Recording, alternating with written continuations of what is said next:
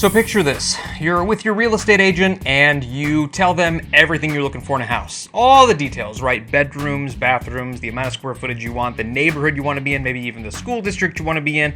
You've even told them like, hey, I really want a garden bathtub and I want granite countertops and this sort of backsplash. I mean, you get really granular, really detailed. And then lo and behold, the agent finds the house, right? Finds the house that matches all that criteria. You walk in the front door with them for the showing. It's a big, exciting moment. And you're kind of like, I don't know what to look at, and I don't know what to do with my hands.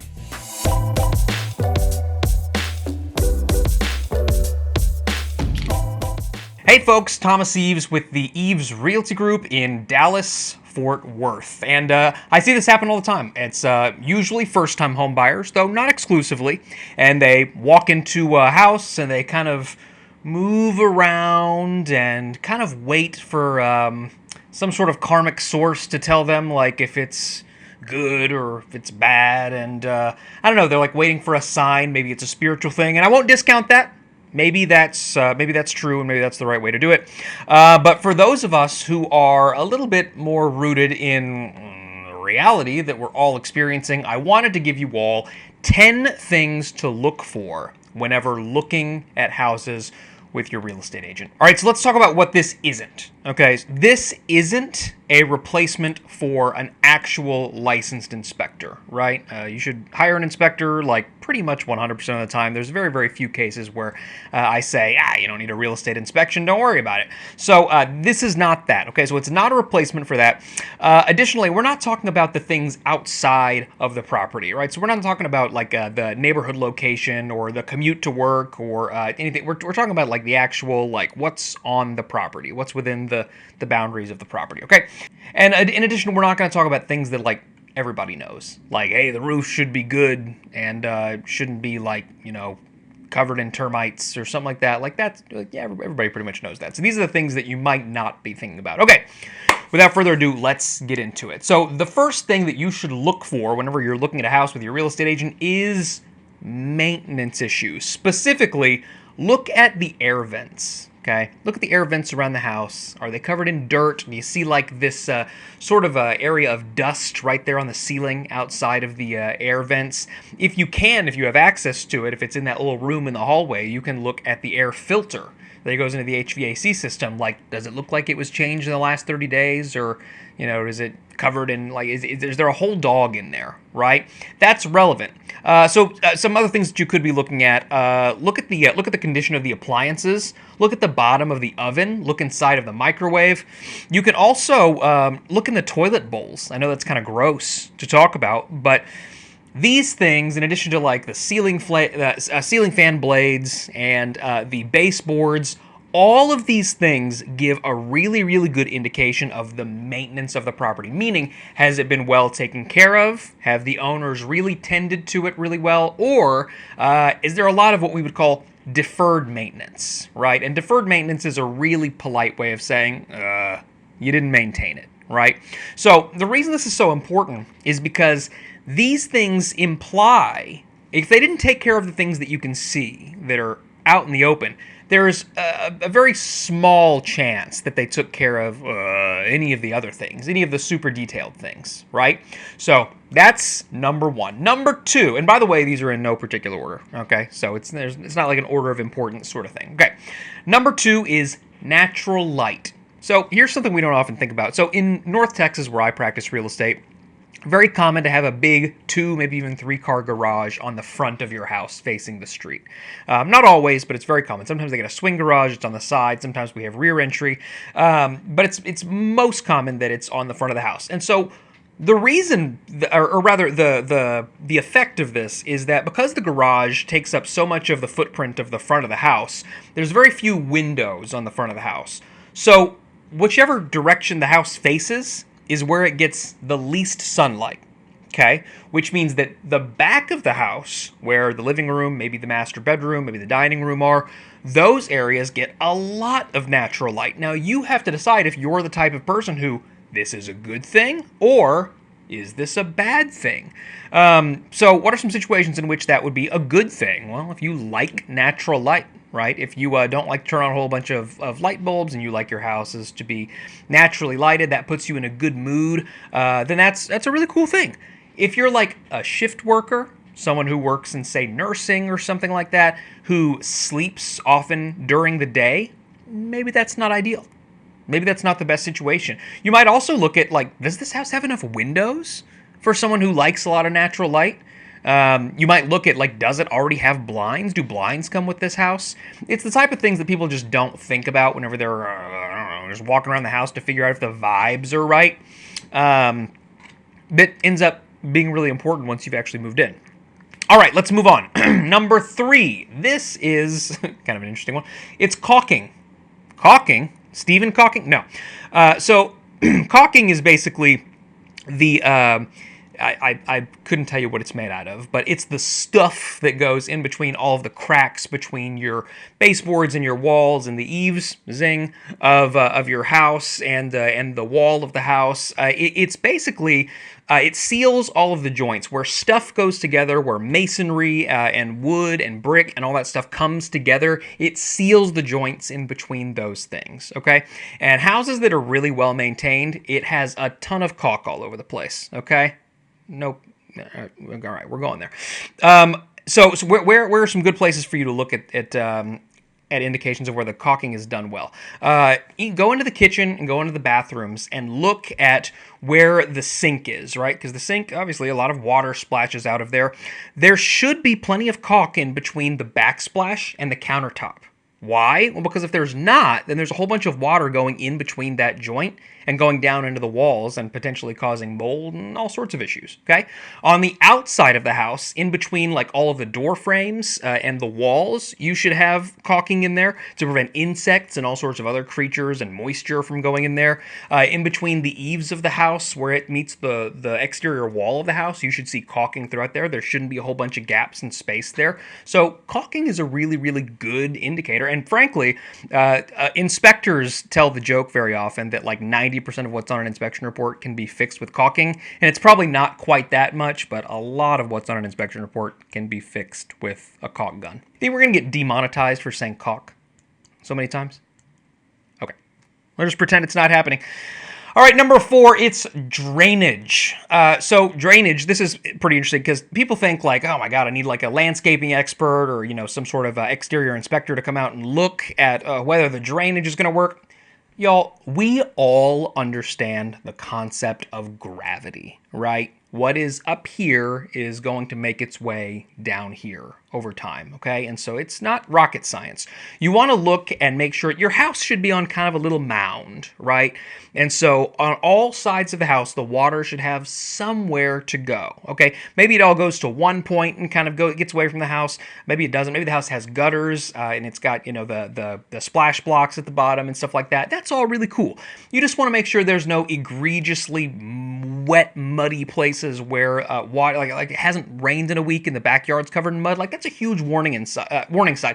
And whenever I bought my first house, this was something that I did not think about, and I learned to regret it because I had a bunch of dogs who were going out into a backyard that didn't dry out for weeks and weeks and weeks after rain, and it was a mess. It was a mess inside. It was a mess outside. It was a disaster. So drainage.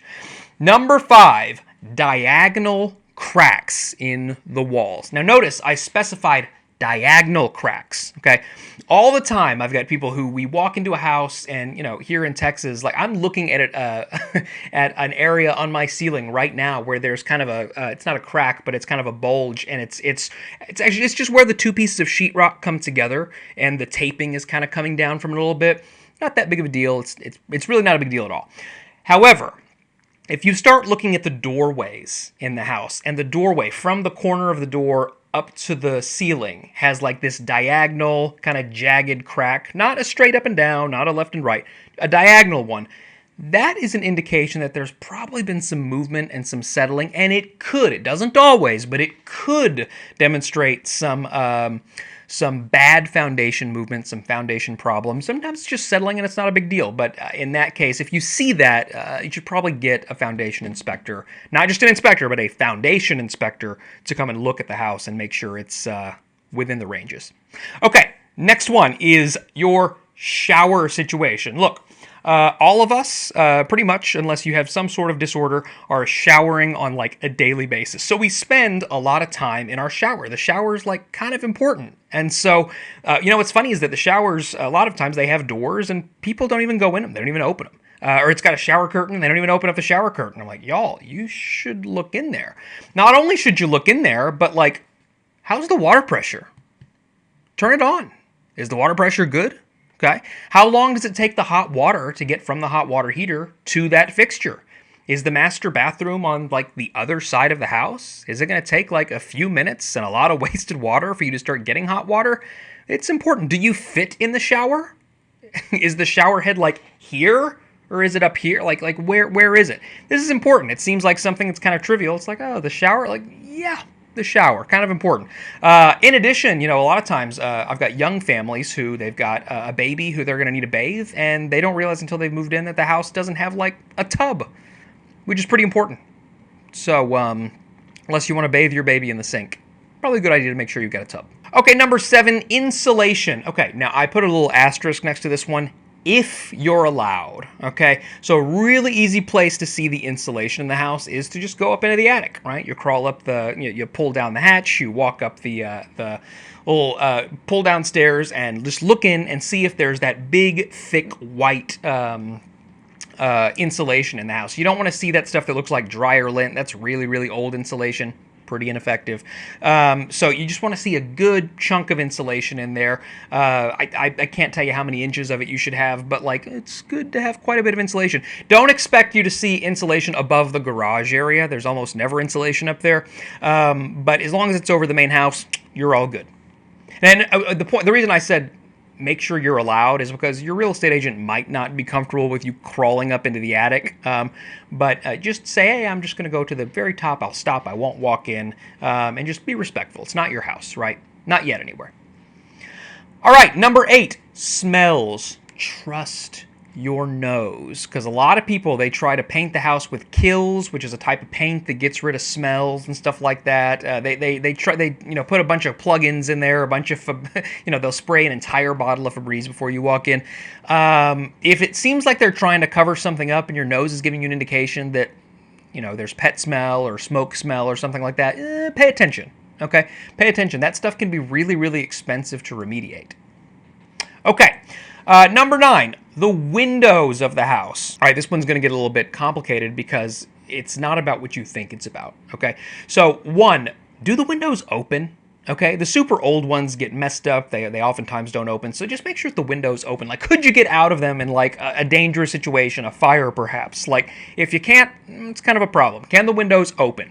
2, like, are they fogged up? Can you clearly see through them? Like, is it just dirt on the inside or the outside? Or is it like fogged? Is there fog on the inside of the window pane? That's really important. What you shouldn't worry too much about with windows is, are they triple pane, argon sealed, aluminum framed? Because they're going to make your house 100 billion% more efficient. Look, windows, if you've got an honest window salesman, they'll tell you. The type of windows in your house, very unlikely to make much of a change at all in the efficiency of the house.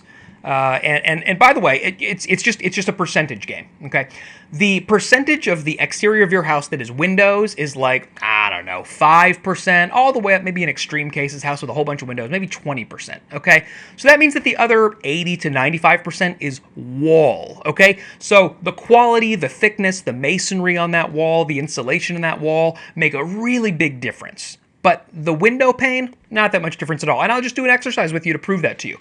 Just imagine that we remove the walls. We still have the studs, right? The studs are there, but the masonry, the sheetrock, the insulation, all that stuff, that's gone, okay? It's just the studs, but you have really good windows, okay? Is the house efficient?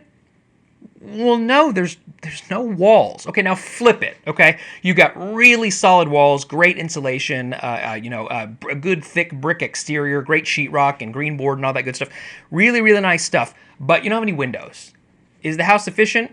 Well, no, but you're somewhat protected from the elements, right? So it's just not true, okay? The whole window efficiency thing, it's a sales ploy, okay? So you don't have to have the world's greatest windows. Okay, finally, last one, sound, okay? Get in that house, shut all the windows and doors, and just listen, okay? Can you hear the interstate that's 2 miles away? Can you hear a really loud train? Can you hear the neighbors two doors down? Can you hear the dog in the backyard yowling? And like, can you hear it? And if you can hear it, is it annoying? Or is it like, that's not bad. With the TV on, I'm not going to worry about it. Okay? So it's just something for you to think about. A lot of people don't. They end up in a house and they're like, yeah, I didn't realize that it was going to be this noisy all the time. I can't sleep. I can't focus. I can't concentrate. It's hell on earth. Okay? So those are the 10 things that you can focus on and look at whenever you're looking at your house with your real estate agent. Thanks for watching. I've been Thomas Eaves with the Eaves Realty Group. If you want to see another great video, click on this one. YouTube thinks you'll like it. It's the 8 tips to avoid whenever buying a home. And if not, then view this one about how to keep your parents out of your real estate transactions, because they can cause all sorts of problems you're probably not thinking about. Until next time, see you later.